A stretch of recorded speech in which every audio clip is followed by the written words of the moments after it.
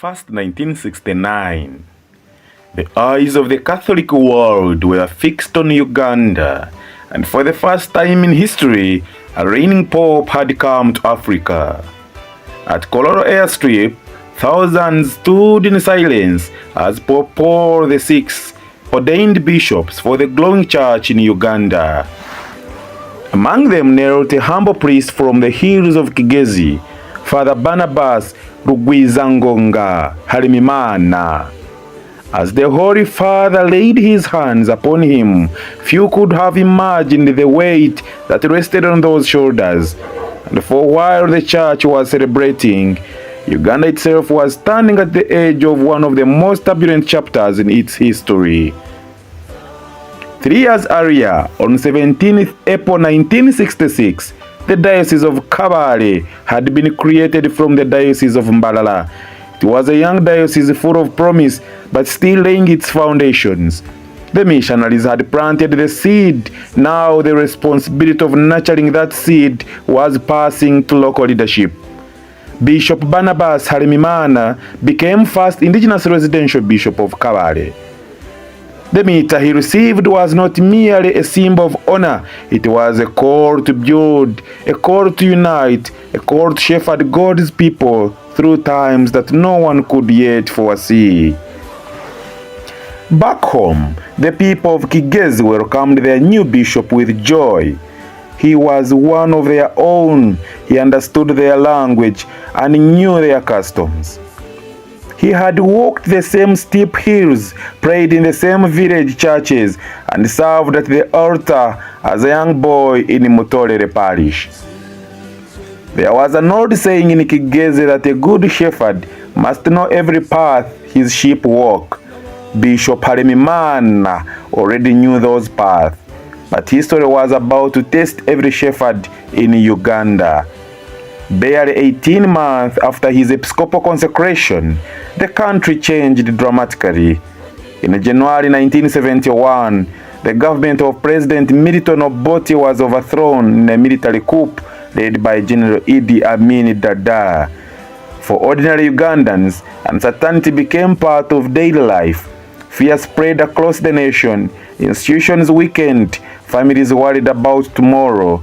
Yet every Sunday, church bells continued to ring across Kigezi.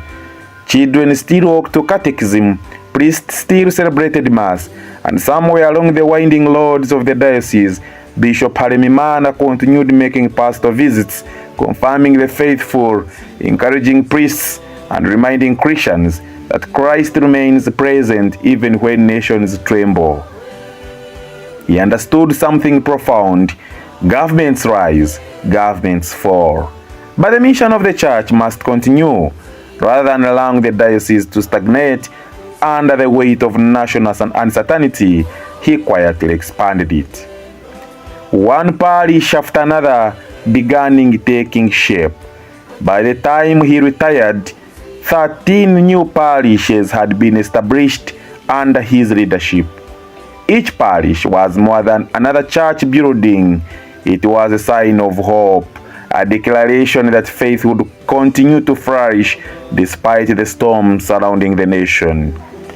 Every new parish meant that Eucharist was brought closer to families, and every parish became a center for prayer, education, reconciliation, and community life. While newspapers carried stories of political upheaval, Bishop Halem'Imana focused on building something that would outlive every government. To people, he knew that a growing church needed priests. He strengthened St. Paul's Seminary and St. Adrian's Seminary, ensuring that young men responding to God's call received solid spiritual and academic formation.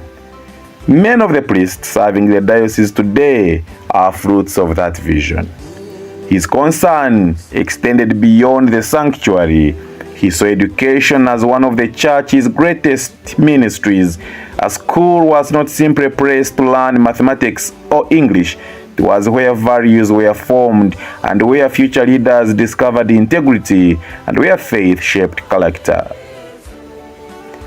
Bishop Halem'Imana encouraged Catholic schools throughout the diocese, believing that educating a child was one of the most powerful ways to transform society. Then came another difficult chapter, the fall of Idi Amin in 1979 did not immediately bring peace. Uganda entered another period of political instability. Governments changed, conflict continued in different parts of the country, and the early 1980s brought fresh uncertainty. Yet through it all, Kabale Diocese remained remarkably focused. Its bishop refused to be distracted from the mission entrusted to him. Perhaps that was his greatest strength. He never confused the work of the church with the politics of the day. Instead, he built institutions capable of serving generations, and his leadership was soon recognized beyond the diocese. Between 1982 and 1986, he served as president of the Uganda Episcopal Conference.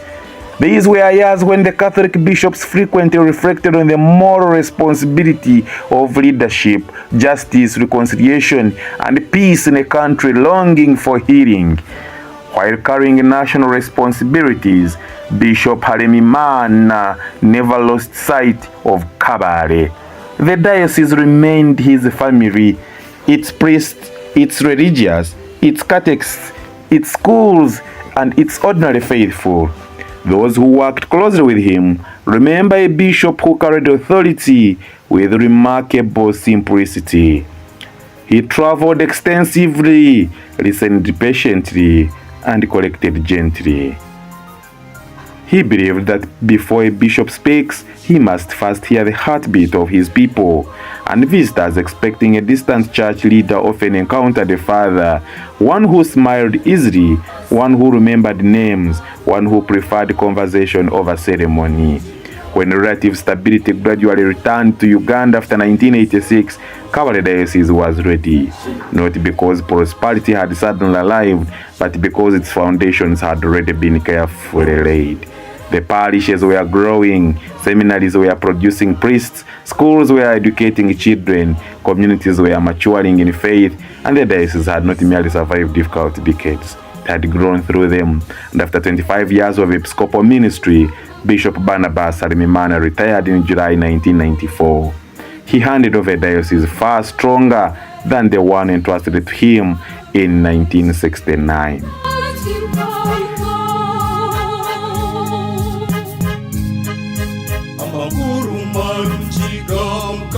History often celebrates those who make the loudest speeches, but the church remembers those who quietly build lasting foundations.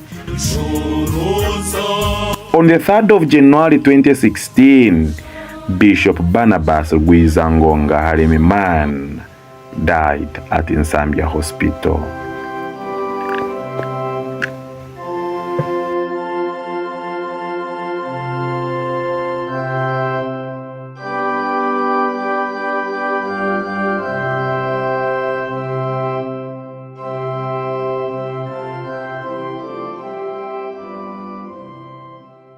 Today, as Kabale Diocese marks 60 years of God's faithfulness, it also celebrates men like Bishop Barnabas Halem'Imana. When we see thriving parishes across the hills of Kigezi, and when we see priests serving with dedication, when we hear children singing in schools, when we witness a diocese alive with faith, we are also witnessing the harvest of seeds planted by a bishop who believed that no political storm is greater than God's promise.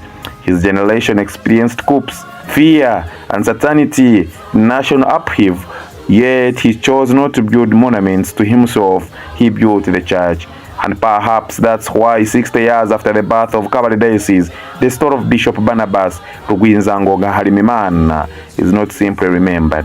It is still being lived in every parish bell that rings across Kigezi, in every vocation that answers God's call, in every Christian whose faith was strengthened because one humble shepherd chose to remain faithful when the nation needed hope the most. He was not merely an episcopate, it was a ministry of quiet courage. And in the history of Kabale Diocese, that quiet courage continues to echo through the hills he lived.